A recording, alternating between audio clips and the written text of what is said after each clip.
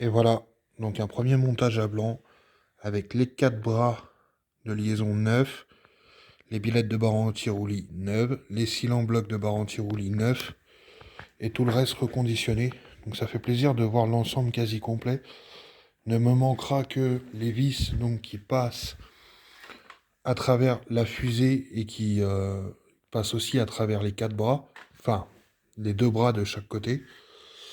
Euh, faut savoir que ces vis-là, avec le temps, ça se soude et c'est inenlevable, même en chauffant, même avec du pneumatique, avec ce que vous voulez, c'est inenlevable. Donc, on est obligé de racheter les vis. Bon, pas de souci, ça fera un truc de plus neuf.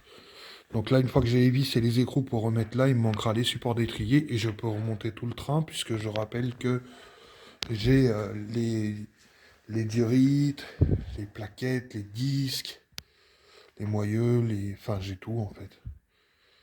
Les câbles de frein à main et tout, donc il n'y aura plus qu'à aller monter sur la voiture.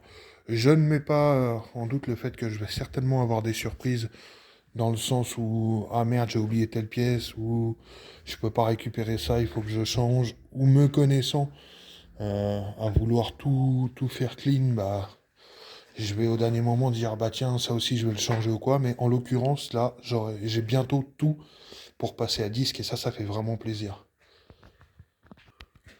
Là, elle a les pattes en l'air parce que ça fait 3 jours que je suis en train de grappiller millimètre après millimètre. Euh, si vous voulez, j'ai les biellettes de barre anti-roulis que je dois changer, hein, qui sont là, qui au passage, pour moi, vont régler le problème de la roue passager qui tressaille. Sauf que là encore, c'est près de la route, ce sont des choses que les gens ne changent jamais. Donc les anciens propriétaires n'ont probablement pas changé, ou du moins pas de ce côté-là, ou du moins pas depuis très longtemps. Et donc, pour le coup, de toute façon, moi, cette voiture, ça fait déjà 5 ans que je l'ai, donc c'est pareil, hein, ça lui fait 5 années, ça leur fait 5 années de plus à ces biellettes de barre anti-roulis avant. Et donc, elle s'oxyde, et du coup, l'écrou s'arrondit systématiquement, l'empreinte à l'intérieur, clé Allen s'arrondit. Donc, du coup, on est obligé de la péter, ou de la disquer, et d'aller bousiller les axes. Le truc, c'est que moi, je n'ai pas de disqueuse. Et j'y suis allé au coupe-boulon et mon coupe-boulon a pété aussi. Donc c'est pour vous dire la tannée que c'est. Là, j'ai réussi à dégommer dans la barre anti-roulis à peu près presque tout l'axe, mais ça ne bouge pas encore. Et ici, il reste encore tout cet axe. J'ai percé la vis de l'autre côté, mais je n'ai plus de Dremel. Je n'ai plus. Il y a plein d'outils que j'ai pas. Donc en fait, bah, j'attaque vraiment millimètre après millimètre.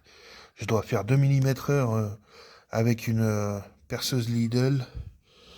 J'attaque un petit peu tout le métal afin de libérer les emplacements pour mettre la nouvelle biellette de barre anti-roulis. C'est extrêmement frustrant parce que j'ai les biellettes neuves. Il faut juste virer ces merdes qui sont restées soudées par la rouille et voilà.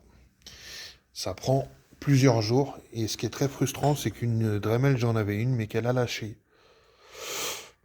Enfin bon, on va y arriver.